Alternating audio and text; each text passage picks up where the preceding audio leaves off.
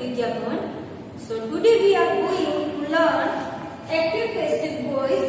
તો active passive voice એટલે શું? તો જેને આપણે ગુજરાતીમાં active voice ને આપણે કહીએ છીએ કર્તરી અને passive ને કહીએ છીએ આપણે કર્મણી. ઓકે, તો કર્તરી અને કર્મણી વાક્ય રચના એટલે શું? તો જે વાક્યની અંદર કર્તાને મહત્વ આપવામાં આવે છે તેને કર્તરી વાક્ય રચના એટલે કે એક્ટિવ વોઇસ કહેવામાં આવે છે અને જે વાક્યની અંદર કર્મને મહત્વ આપવામાં આવે છે તો તેને કર્મણી એટલે કે પેસિવ વોઇસ કહેવામાં આવે છે. તો એક્ટિવ વોઇસ અને પેસિવ વોઇસ એટલે શું? તો જે વાક્યમાં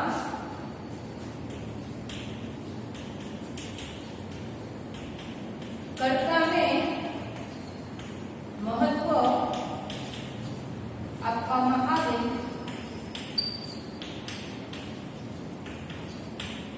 તેને એક્ટિવ વોઇસ એને શું કહેવામાં આવે છે? એક્ટિવ વોઇસ એટલે કે કર્તરી વાક્ય રચના. શું કહેવાય છે તેને? કર્તરી વાક્ય રચના, જેમની અંદર કોને મહત્વ આપવામાં આવ્યું છે? કર્તા. ઓકે, અને જે વાક્યમાં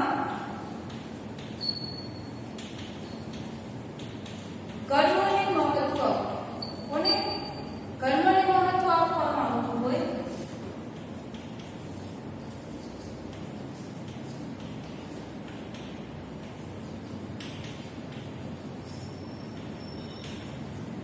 તેને પેસિવ કેવું પેસિવ વોઇસ એટલે કે કર્મણી વાક્ય કહેવામાં આવે છે.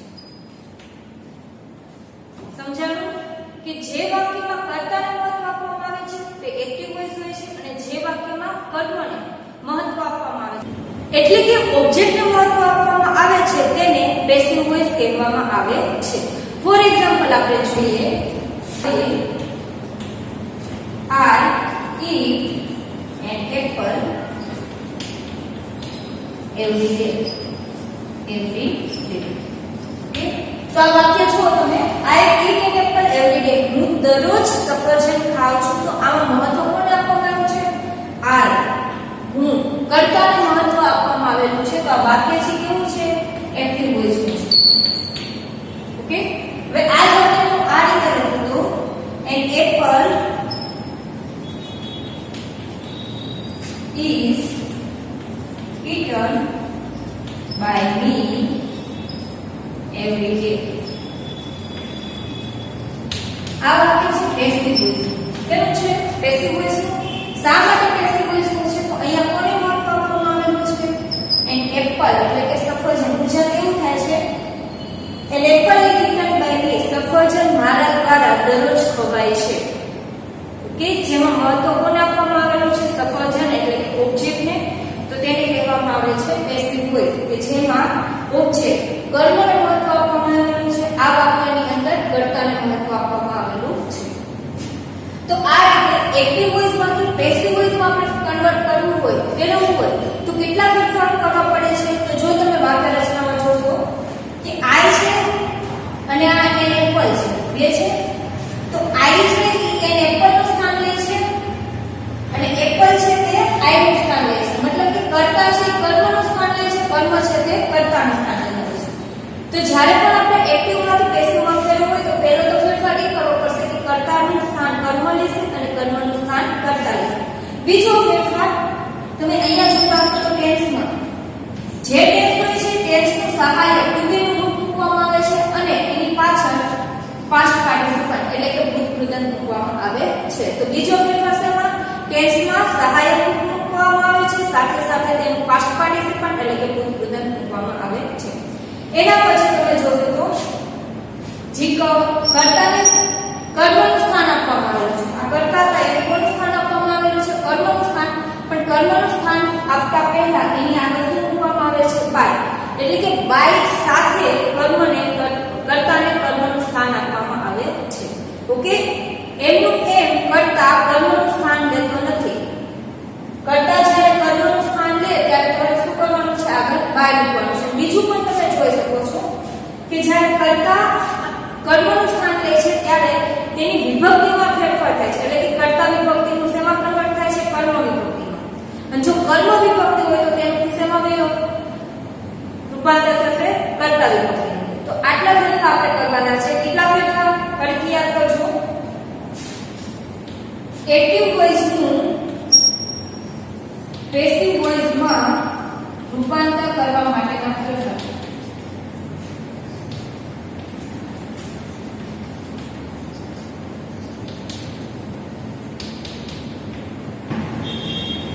તો કયા કયા ફેરફાર થશે? તો ટોટલ 5 ફેરફાર થશે. તો પેલું કર્તા કર્મનું સ્થાન લે છે. એટલે કે કર્તાને કર્મની જગ્યાએ મૂકવામાં આવે છે. બીજું કર્મ કર્તાનું સ્થાન લે છે. કર્મ કર્તાનું સ્થાન લે છે. ત્રીજો ફેરફાર કાળ પ્રમાણે સહાયક ક્રિયાપદ. કાળ પ્રમાણે શું મૂકવાનું છે? સહાયક ક્રિયાપદ. આ કેટલામો ફેરફાર? ત્રીજો. સાથે સાથે સહાયક ક્રિયાપદ સાથે ભૂતકૃદંત આવે છે. શું મૂકવામાં આવે છે? પાસ્ટ પાર્ટિસિપન્ટ એટલે કે ભૂતકૃદંત. અને લાસ્ટ ફેરફાર કર્તા કર્મનું સ્થાન લે ત્યારે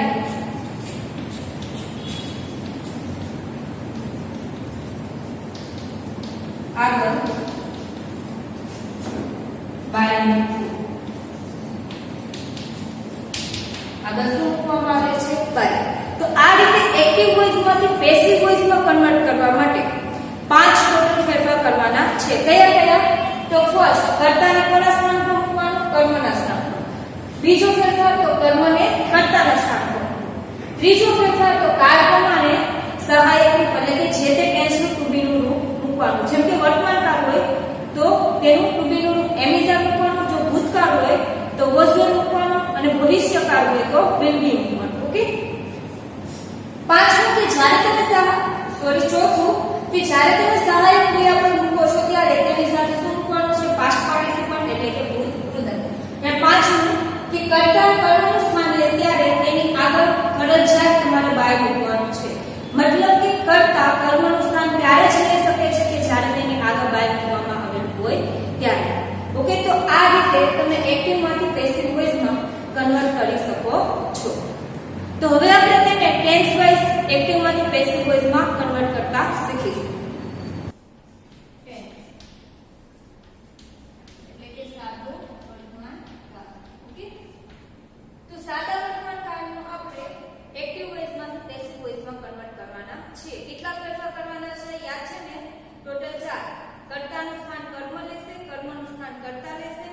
સહાયક જે તે ટેન્સ પ્રમાણે સહાયક ક્રિયાપદનું રૂપ મૂકવાનું. ક્રિયાપદના રૂપની પછી તે જે તે પાસ્ટ પાર્ટિસિપન્ટનું રૂપ મૂકવાનું એટલે કે ભૂતકૃદંત મૂકવાનું. અને લાસ્ટ ફેરફાર કે જ્યારે તમે કર્તા અને કર્મના સ્થાન ઉપર મૂકો ત્યારે આગળ બાય ચોક્કસ મૂકવાનું. ઓકે. તો આટલા 5 ફેરફાર કરવાના છે. તો જો ફર્સ્ટ આપણે ફેરફાર કરવાનો છે કર્તા અને કર્મના સ્થાનમાં, તો તેની આપણે વિભક્તિ પહેલા જોઈ લઈએ. કર્તા અને કર્મ વિભક્તિ.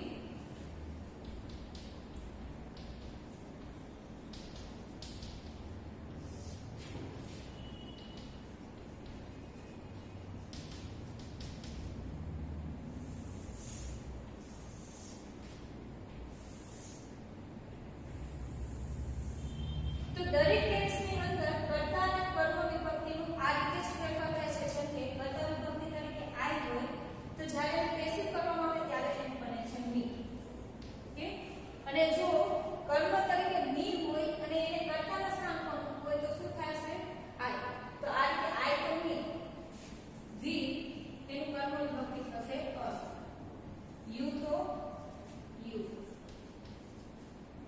હી તો એનું થશે હિમ, સી તો તેનું થશે હર, ઈટ તો ઈટ, અને ધ્યેય તો તેની કર્મ વિભક્તિ થશે ધ્યેય. ઓકે. તો આ રીતે આપણે કર્તા વિભક્તિનું કર્મ વિભક્તિમાં અને કર્મ વિભક્તિનું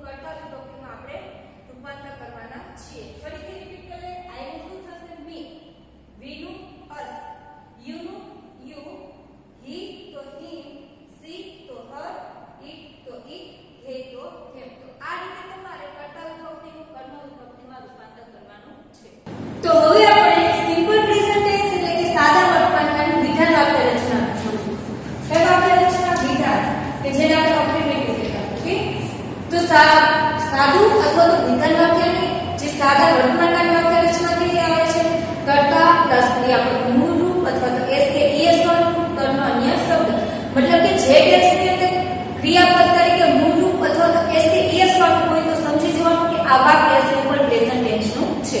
for example Payal play football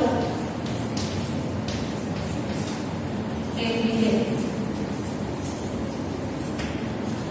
Payal place football every day. Simple વાક્ય છે. આ કયા ટેન્સનું વાક્ય છે? પ્લેસ એટલે સિમ્પલ પ્રેઝન્ટ ટેન્સ.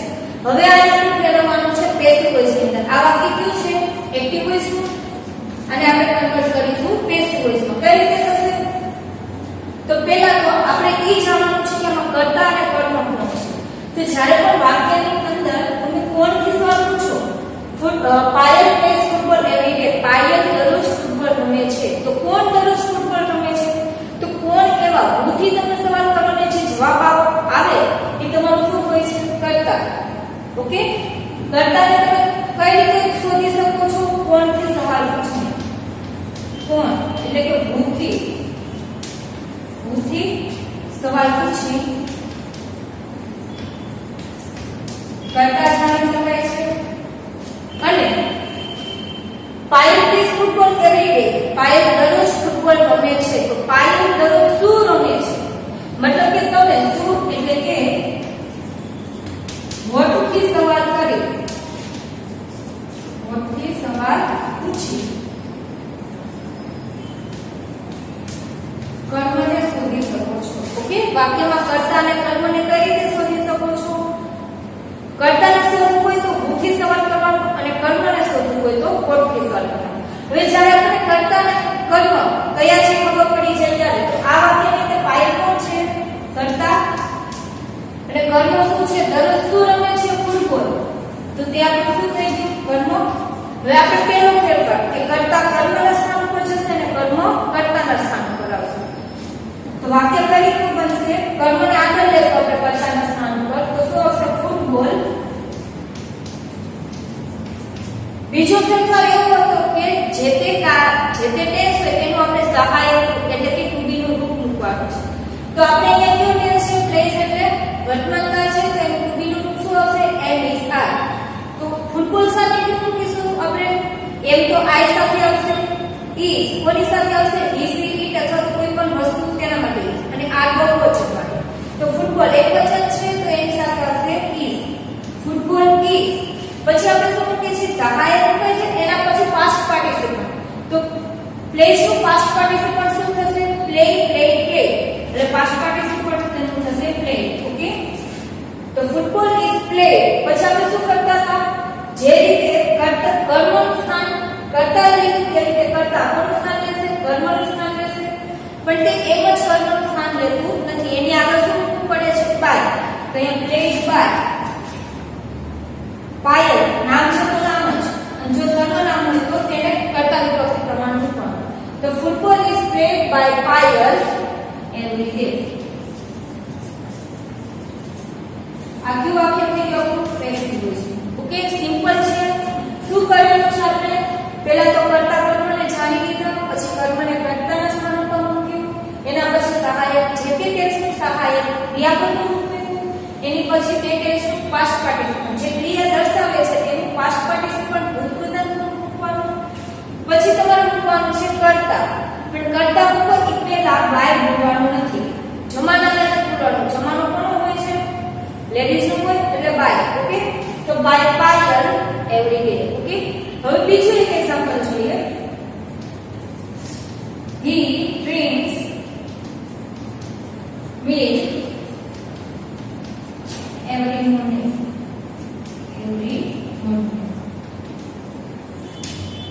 તો આ વાક્યની અંદર તમે જુઓ વાક્ય કયા ટેન્સનું છે?